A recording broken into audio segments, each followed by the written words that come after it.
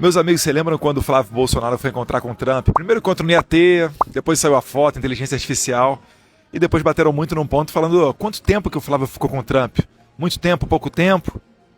O Lula, né, agora foi para a França passear, né, no G7 para tentar encontrar com o Trump, para proteger o CV e o PCC, vocês sabem, né? E aí, o máximo que ele conseguiu foi isso daí, ó.